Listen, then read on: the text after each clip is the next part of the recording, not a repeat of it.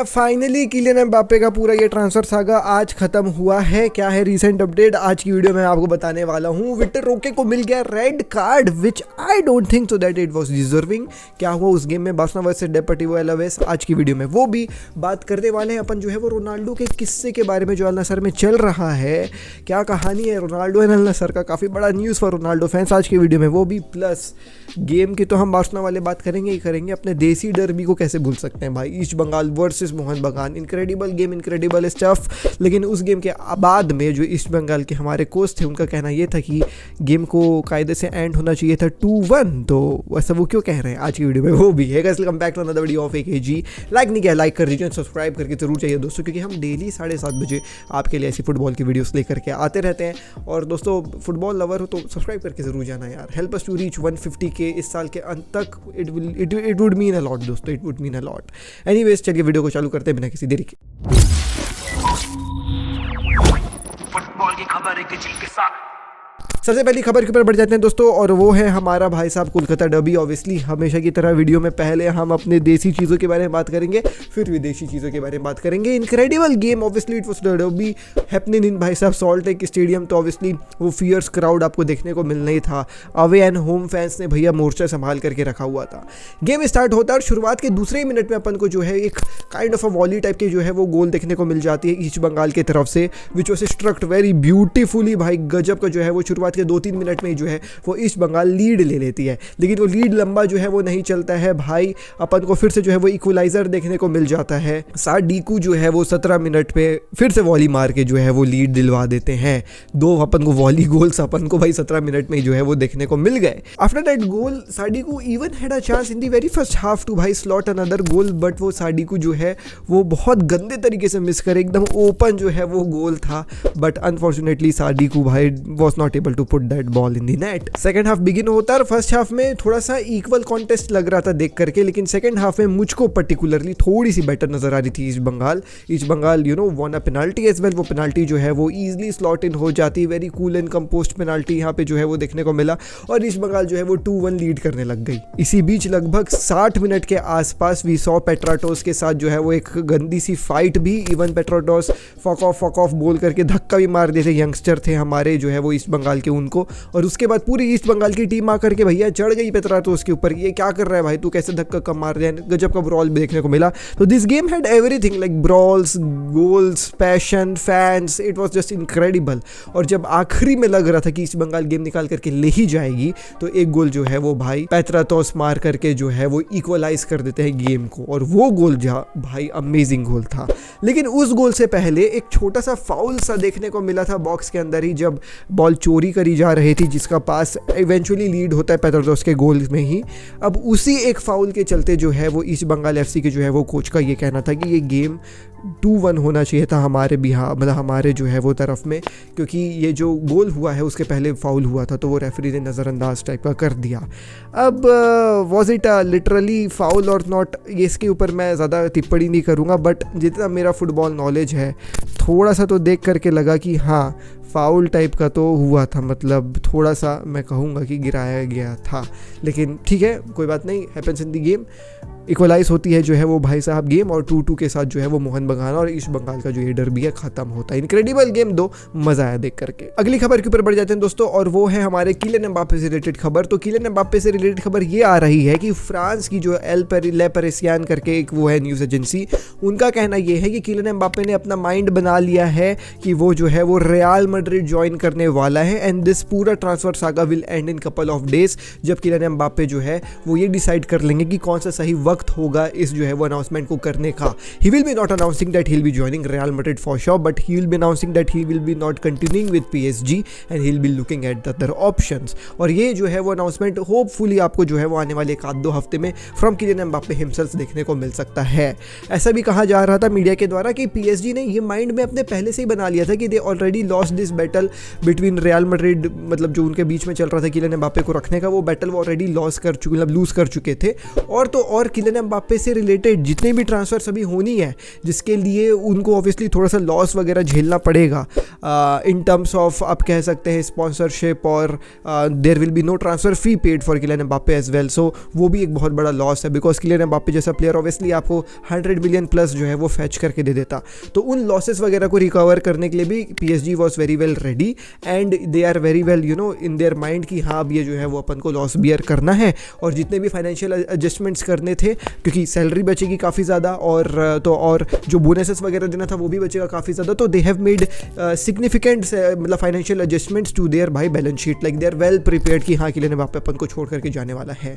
When this news surface and finally people thought कि चलो ठीक है, मतलब एक रिलायबल सोर्स की तरफ से ये खबर आ रहा है कि what Kylian Mbappe will be joining Real Madrid, थोड़ा सा मामला ठंडा हो ही रहा था कि हाँ चलो ठीक है टाइप से, अब चलो फाइनली एंड हो गया।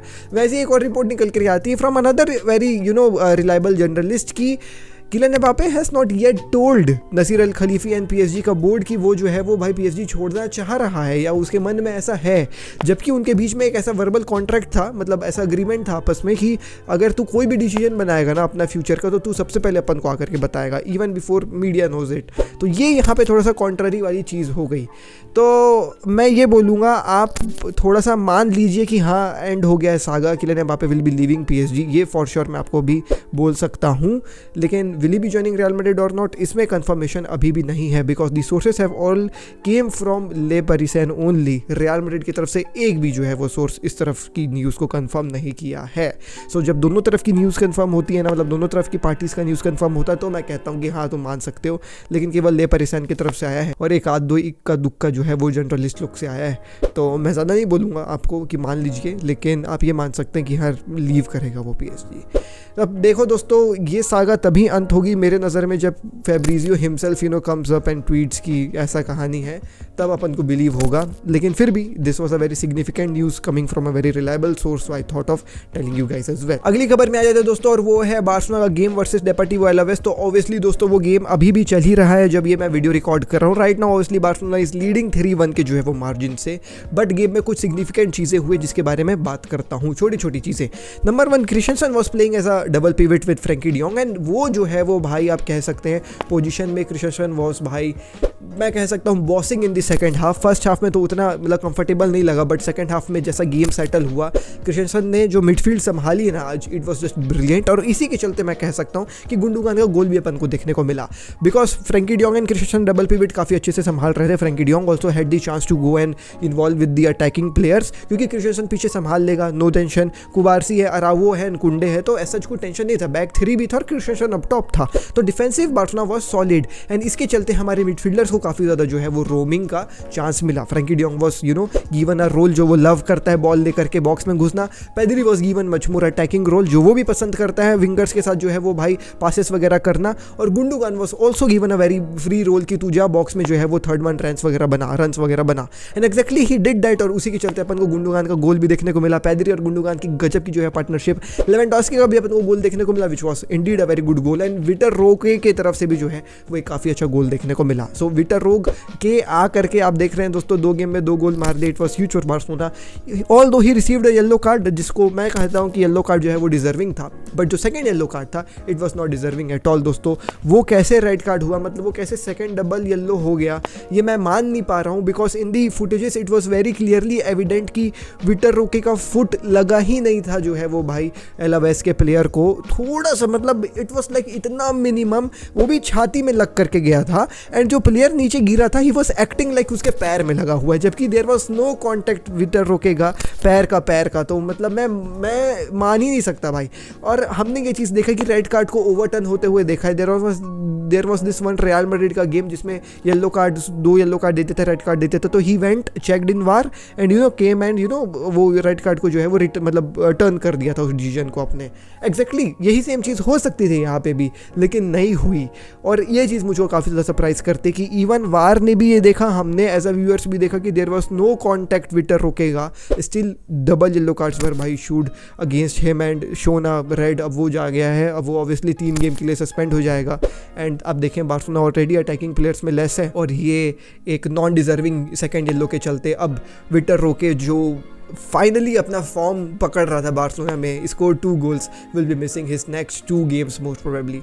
सो aside news for Barcelona fans, but right now we are winning the game by 3-1 का margin, 10 men down, but Barcelona is looking comfortable and I think so that this game will be ending with the 3-1 का margin as well. Good game of Barcelona after a very long time, just because Christensen was playing a very important role in the midfield, and because of that important role our midfielders got a chance to go and involve in the game, attacking game particularly एकदम खुले दिल से. तो that was a turning point for FC Barcelona. और अगर Christensen ऐसी CDM खेलेगा तो मेरे ख्याल से अपन को CDM की जो है वो कमी महसूस नहीं होगी. अगली खबर पे आ जाते हैं दोस्तों, और वो है हमारे रोनाल्डो भैया से रिलेटेड. अब ये मैं आपको बता दूं दोस्तों, I try to find the proper, मतलब एक तो न्यूज़ निकल आती है, ठीक है, जो ट्विटर में बहुत सारे पेजेस पोस्ट कर देते हैं, फिर उस न्यूज़ को मैं कंफर्म करने के लिए इंटरनेट में जाता हूँ, और इंटरनेट में आई ट्राई टू फाइंड एक रिलायबल सोर्स जो मेरे को उस न्यूज़ का सोर्स बता पाए. तो उस न्यूज़ का सोर्स अनफॉर्चुनेटली मेरे को ऐसा कुछ बहुत रिलायबल नहीं मिला है.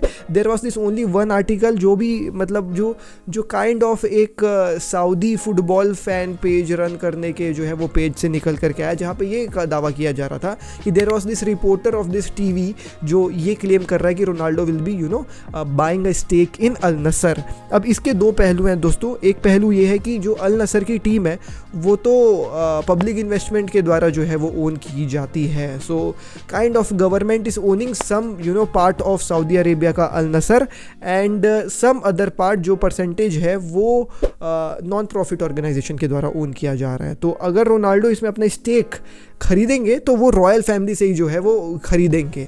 एंड अगर रोनाल्डो खरीदते हैं, as this rumour is being spreading, अगर ये र्यूमर सच है तो I think so that it will be a very good investment from Ronaldo. Although मेरा ये भी मानना है कि आने वाले फ्यूचर ईयर्स में जब ये जो हमारे फुटबॉलर्स हैं जो यूरोप से आए हैं सऊदी अरेबिया, जो तो अभी व्यूअर्स को अट्रैक्ट करें सऊदी अरेबिया में, रोनाल्डो खासकर, जब रोनाल्डो लीव कर देगा ना सऊदी अरेबिया, तो इस टीम की थोड़ी सी जो है वो डोमिनेंस पे इशू पड़ेगा. इस टीम के थोड़े से ब्रांड ग्रोथ में जो है वो थोड़ा सा इशू होगा.